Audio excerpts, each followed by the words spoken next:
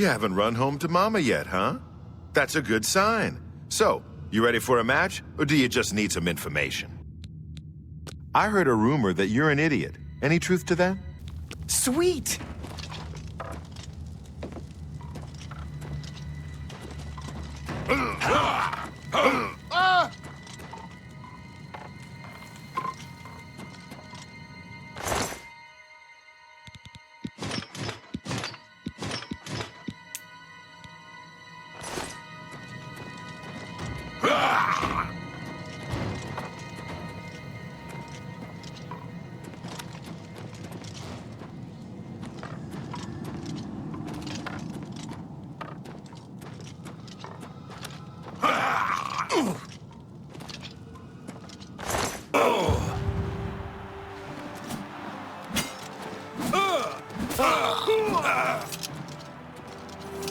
You have my ear.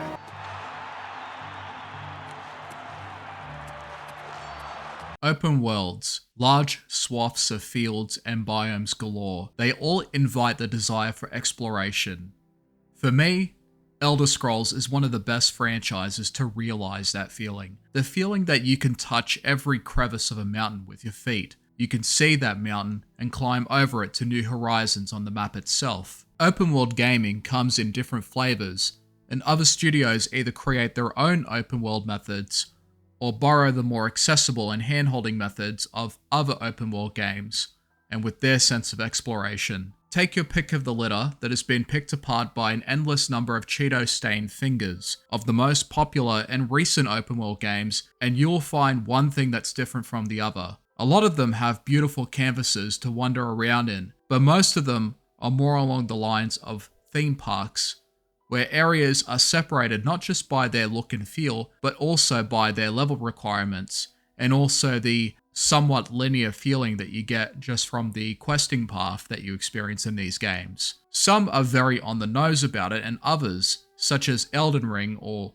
Elder Scrolls, will subtly humble you in one way or another. Both games let you freely explore to an extent, but eventually you'll face odds you may not be ready for. The latter, Elder Scrolls that is a franchise that is dear to me and has been for many years, and that is all because of the original version of Oblivion. After the success of Morrowind, thanks to the efforts of God Howard and the team behind the project that saved them, expectations for a new Elder Scrolls experience reached mountainous heights that pierced the heavens, and with the advent of the 7th generation of consoles, everything would go Bethesda's way, if the cards were played right, and by the 9 they were. Oblivion wasn't just an RPG with an open world to explore, but it was a sandbox of living a medieval fantasy life, where a player would never have to stress or worry about the presence of a main quest. The Chosen One could take all of the time they needed because it was designed with player choice and freedom in mind. Other open world experiences, with a few exceptions, would always urge me to press onward if I ever wanted to see more content, to see everything that it had to offer. I never once felt this way with Elder Scrolls because everything I did during my experience came from my own personal desire rather than it coming from the expectation of a reward or the promise of better or more interesting content. Oblivion and its other counterparts delivered a sandbox RPG experience that was somewhat accessible and mesmerizing to look at the same time. And while the original Oblivion has been going on in years, it's still a worthwhile game just for the modding scene alone. I'll provide a link for an amazing mod that gives you an entirely new experience that is still Oblivion in everything but name. Now, Oblivion Remastered is simply a gift from God Howard, where the Nines came to him in his sleep one night and prophesized a vision of an Unreal Engine graphics wrapper repainting the world of Cyrodiil, but with the old and janky engine that powered the original Oblivion and Morrowind.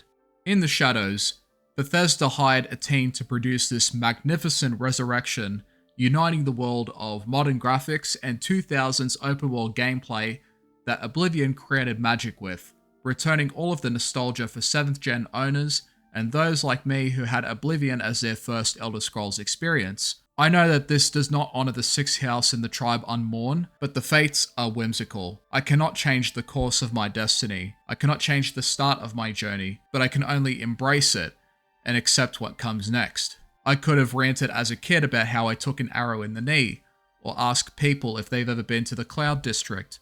Instead, I was going to the arena every chance I got in each playthrough. I would steal from the Thieves Guild members before joining the guild themselves. I would frequently visit the testing hall, and would still claim the Dark Brotherhood to be the best guild questline in all of Oblivion. There are many things that I could talk about, going on for hours in my own head, but others have already done that in video format, and in a great amount of detail I might add. Instead, I will talk a bit about my recent experience of Oblivion Remastered to reflect on my own personal feelings towards the franchise. As a result, Oblivion Remastered will be the canvas that I use to talk about what I feel makes Elder Scrolls great. So please do not act like a Neanderthal beating his chest and come complain to me in the comment section about not showing other Elder Scrolls games. To do so will make you a worthy conscript for the Blood War. So if you don't want that, please do not mention why I haven't used the other Elder Scrolls games for your own sake. Moving on. When it comes to Elder Scrolls, its components resonates with people differently, and they're identified as the one characteristic that makes it stand out from the rest of the herd, so you will always hear different thoughts and opinions on the matter of what makes Elder Scrolls stand out from the rest, whether it just be the freedom and gameplay choice, creating your own path, or the extensive lore and world building of Tamriel, down to the gameplay mechanics. Take your pick. What I have personally found Elder Scrolls to really excel at is the ability to add weight to the interaction of the world. And by this, I mean the permanent marks that you can leave behind in Tamriel, or in Cyrodiil for that matter. Go inside a house and throw a carrot, mess up a table, and then leave. Come back, and it will still be there. Your actions and behavior can have a permanent effect in the world of Cyrodiil. Even the mere association of a guild can change the way people look at you. Just depends on what kind of character you wish to create.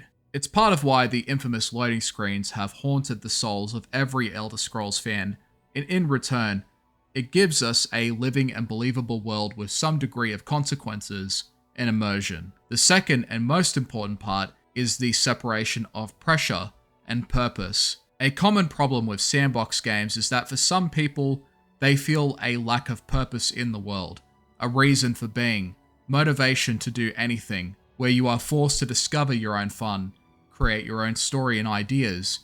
And some of those worlds have a blank check environment where it comes down to what you do in the world to give it meaning, that creates the world's purpose and its reason for being. Understandably, not everyone is into this sort of experience or immersion, and is why they gravitate to other open world experiences like The Witcher 3 or Cyberpunk 2077, where there is plenty to explore.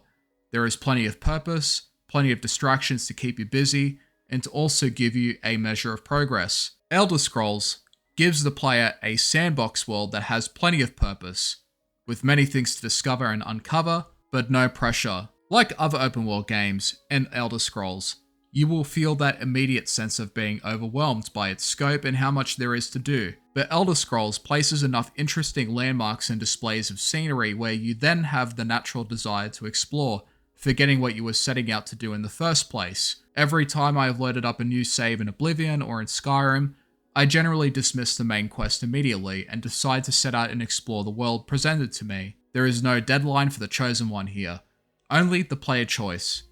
This lack of pressure for the requirement to do quests also invites an infinite pool of ideas for your character, experiments to playtest builds with, challenges, or other ways of role-playing within the world of Tamriel. Oblivion Remastered does this too to its own extent, just like the original, but with newer and up-to-date graphics for modern audiences to enjoy. Those that grew up with Skyrim have come to love Oblivion Remastered, even in spite of not having any attachment or nostalgia to it, and it's a pattern that's come and gone a few times throughout the years for many other games, where either the old has become new, or new takes the lessons from the old and makes it new again. Oblivion Remastered drives a wedge between what is a remake and what is a remaster, because those of us that remembered playing Oblivion in the 2000s still recognize the soul of the game beyond its new shade of paint. But people that didn't play Oblivion back then are experiencing a familiar and comforting sensation that made Skyrim such a unique experience. Both Oblivion and Skyrim are a true testament to providing a modern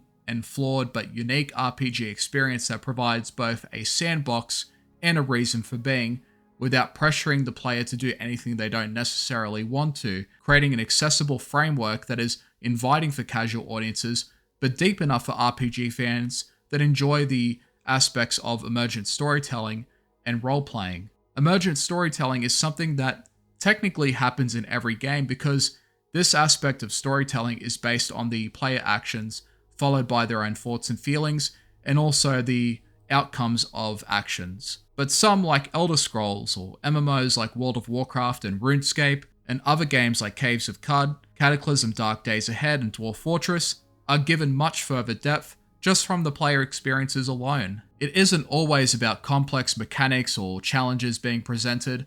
Sometimes people will look for a game that will allow them to tell their own stories within the world. Tamriel is a sandbox of fantasy rich with lore and world building sprinkled in dense but fully explorable environments. Cyrodiil isn't necessarily big at all, but it feels big with how much there is to do, and it has plenty of places for the player to explore, and enough space to carve out their own existence in Cyrodiil in one way or another. I cannot speak for Daggerfall or Morrowind, which is something that I wish to remedy very soon. But I have actually been giving the very first Elder Scrolls game a spin, and even there, you can see the foundations of player agency interwoven in a giant world filled with purpose and landmarks for the player to discover, something that would influence the rest of the franchise forever. It's a very archaic game by today's standards, but it's still an important game that set the groundwork for Daggerfall, and from there would snowball from Morrowind to Oblivion, and that would then culminate in one of the most successful iconic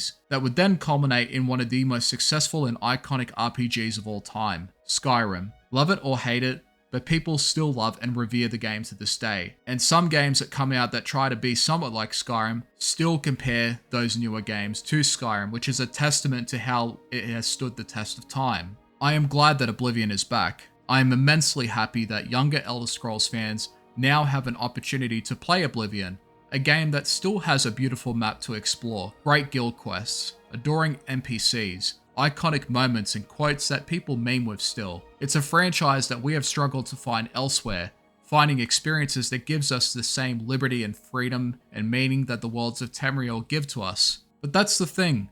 There are actually plenty, boatloads in fact, but the problem is that they are either completely different from Elder Scrolls, genre-wise, or two, they tick almost all the boxes but miss a fundamental aspect that makes Elder Scrolls a unique and fun series still played to this day. For example, Kingdom Come Deliverance is a fantastic game, and I've yet to give myself the pleasure to immerse myself in too. At one point, I even called it Elder Scrolls but without magic. However, one fundamental part is sorely missing, and that is the freedom to make your own character. Henry has the freedom to travel around Bohemia, can engage in other skills and activities, make unique choices that makes, room for more playthroughs, adding a sense of immersion and freedom that's not unlike Elder Scrolls. But his very existence and backstory makes it difficult to properly create our own story because there are decisions and choices and thoughts and patterns of behavior that Henry himself may never make. If there was an alternate start mod, like in Skyrim, it might even be the perfect historical counterpart for an Elder Scrolls experience. And yes, I can hear the cries of Vault Dwellers out there. I have not forgotten Fallout, and I love Fallout. But this is a video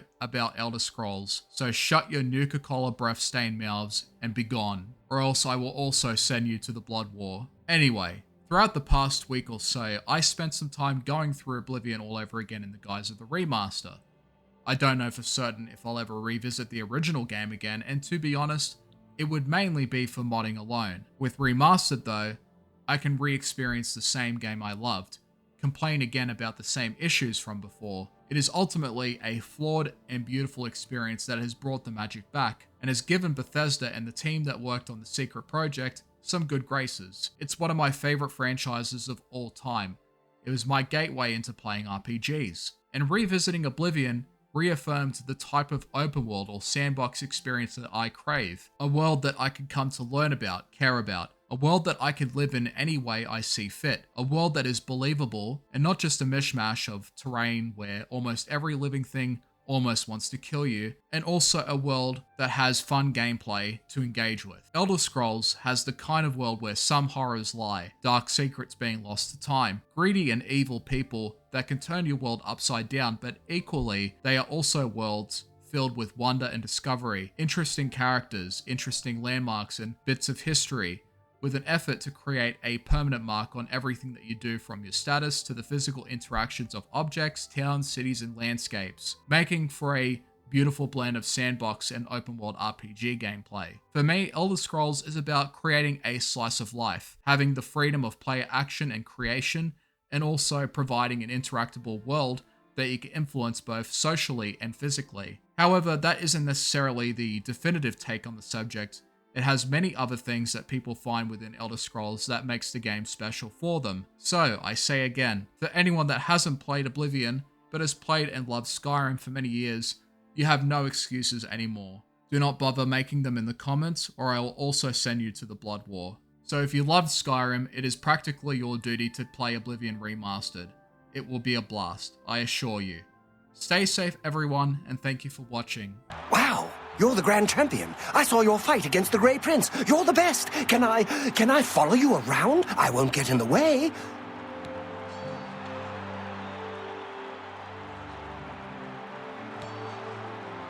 Golly, you're the best.